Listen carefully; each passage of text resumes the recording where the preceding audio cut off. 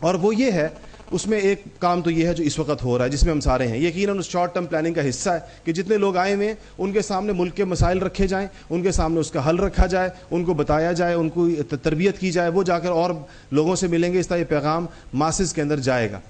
اور یعنی media campaign ہے، لوگوں کی نظریاتی تربیت ہے. اس کا ایک دوسرا جز بھی ہے کہ ابھی بھی معاشرے میں اچھے لوگوں کو تلاش کیا جائے. قرآن نے کہا ہے نا کہ یا ایھا الذین آمنوا اتقوا اللہ وکونوا مع الصادقین، کہ سچوں کے ساتھ ہو جاؤ. یہ پیغام مسلمانوں کے نام. آج بھی ہر شعبے میں، آج بھی ہر جگہ اچھے لوگ یقیناً موجود ہیں.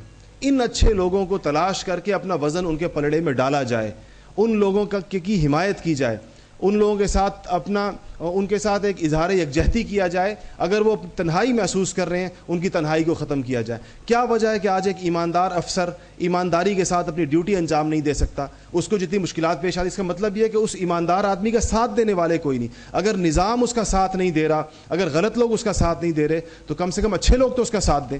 اور جہاں پر بھی کوئی اچھائی نظر آئے، ہمارے ہاں بے حسی کا جو ایک عموماً مزاج بن چکا ہے، شاید ہم برائی کی مذمت تو کرتے ہیں مگر اچھائی کی حمایت نہیں کرتے، اچھائی کے لیے ہم کھڑے نہیں ہوتے پورے طور پر. جب بھی ہم کھڑے ہوئے ہیں، اگر ہم نے تھوڑا سا بھی کھڑے ہو کر دکھایا ہے، اس کا نتیجہ قوم نے دیکھ لیا.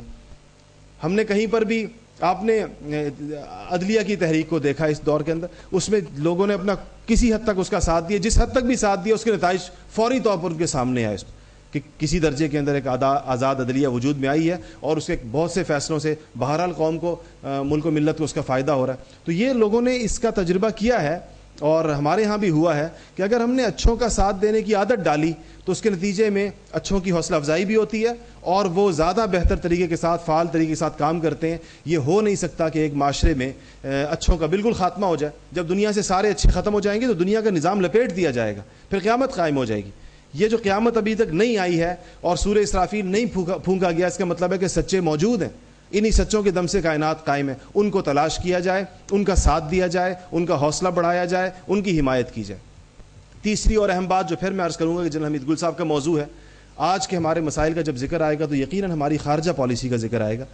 اور یقیناً ہم جن مسائل کے اندر گھرے ہوئے ہیں، جو آپ آج کل روزمرہ اخبارات کی سرخیاں بن رہی ہیں، وہ بھی آپ کے سامنے ہیں، اور اس کے نتیجے میں ہر پاکستانی کے دل میں ایک تشویش پائی جاتی ہے. یقینی بات ہے کہ ایک بین الاقوامی غنڈوں کی ایک جماعت اپنی قوت کی بنیاد پر ہم سے کچھ ایسے فیصلے کروا لیتی ہے ظاہری طور پر، جس کو وہ بین الاقوامی دنیا کی ضرورت قرار دیتے ہیں کہ بین الاقوامی دنیا کے ساتھ چلنا ہے تو اس طریقے سے چلا جائے. اس سے پہلے میں عرض کروں، پاکستان کا سارا میڈیا اس بات پر چیخ رہا ہے کہ پاکستان اپنی خارجہ پالیسی میں سے دو رخی کو ختم کرے.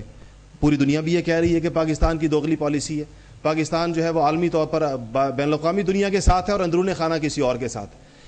اگر ایسا ہے تو اس کی ضرورت کیوں پیش آئی پاکستان؟ جب پاکستان کی سیاسی یا فوجی قیادت سے پاکستانی مفادات کے خلاف فیصلے کروا لیے جائیں جو پھر امپلیمنٹیبل نہ ہوں، بین الاقوامی دنیا کے ساتھ آپ ہاتھ تو ملا لیں، ان کو اپنی ہر قسم کی حمایت کا یقین دلا دیں، ان کے فرنٹ لائن اتحادی بن جائیں، اپنے ایئرپورٹ اور اپنی سرزمین اور اپنے جوان ان کو پیش کر دیں کہ یہ آپ کے مفادات کے لیے لڑیں گے، آپ کے مفادات کے لیے قربانیاں دیں گے، آپ کے مفادات کے لیے شہید ہوں گے، جس کو وہ لوگ شہید سمجھتے ہیں. تو اس کے بعد پھر خود ہم یہ محسوس کریں کہ اب اگر ان کے مفادات کی راہ پر چلتے ہیں تو اپنا ملک ہاتھ سے جاتا ہے.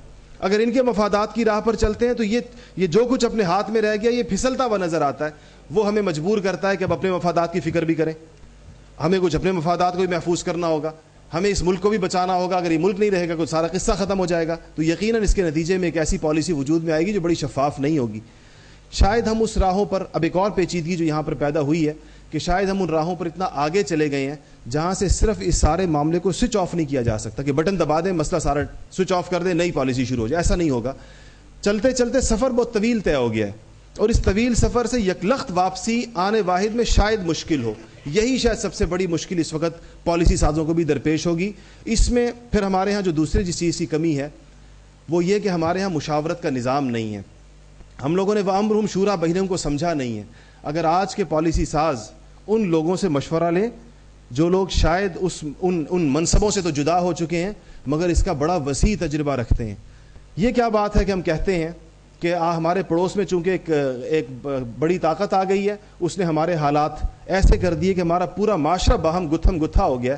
اس سے پہلے بھی اسی نوعیت کی ایک بڑی طاقت ہمارے پڑوس میں 8-10 سال گزار کر گئی ہے، اور اس کے عینی شاہد اس مجلس کے اندر موجود ہیں، اور وہ اس پر روشنی ڈالیں گے کہ یہ فرق کیا ہے جس کو ہم سب سمجھنا چاہتے ہیں کہ جب روس ہمارے پڑوس کے اندر آیا وہ ہمارا امریکہ سے زیادہ بڑا دشمن تھا، ہم اس کے اتحادی نہیں تھے، ہماری اس کے ساتھ کوئی ظاہری دوستی کی پینگیں نہیں تھیں، ہم اس کے بڑے روایتی دشمن تھے، لیکن اس کی وہاں موجودگی میں اور ہم اس کے خلاف فرنٹ لائن اتحادی تھے۔ وہ آج بھی سمجھتا ہے کہ افغانستان میں اس کی شکست ہماری وجہ سے ہوئی ہے، اور اس روسی شکست کے معماروں میں سے، روس کے دانت کھٹے کرنے والوں میں سے ایک اہم شخصیت یہاں تشریف فرمائے۔ اس حوالے سے ہمارے دلوں میں ان کا احترام بھی بڑا پایا جاتا ہے کہ اس سرخ ریچھ کو جو گرم پانیوں کی تلاش میں افغانستان کی سرحد پاکستان کی سرحد تک پہنچ چکا تھا، ان لوگوں نے کمال دانشمندی کے ساتھ اور کمال ایمان کے ساتھ اس کو واپس ایسا پچھاڑا کہ اپنے وجود کو برقرار نہیں رکھ سکا، 20-25 ٹکڑوں کے اندر تقسیم ہو گیا۔ جب وہ ہماری سرحد کے اوپر آ کر بیٹھا، جس کے ہم خلاف فرنٹ لائن اتحادی تھے، ہم اس کے روایتی دشمن تھے، ہمارے اپنے معاشرے کی یہ صورتحال نہیں تھی، آج ہماری سرحد پر وہ آ کر بیٹھا ہے جو کہتا ہے ہم اس کے دوست ہیں، ہم اس کے ساتھ مل کر اس کی جنگ لڑ رہے ہیں، وار آن ٹیرر کے اندر ہم فرنٹ لائن اتحادی ہیں، ہم اس کی یہ قیمت کیوں ادا کر رہے ہیں کہ 35,000 سے زیادہ ہمارے لوگ شہید ہو چکے ہیں اس کے نتیجے میں۔ جماعتوں یا دو گروہوں کی بات کی جاتی ہے مسٹر اور ملا کی،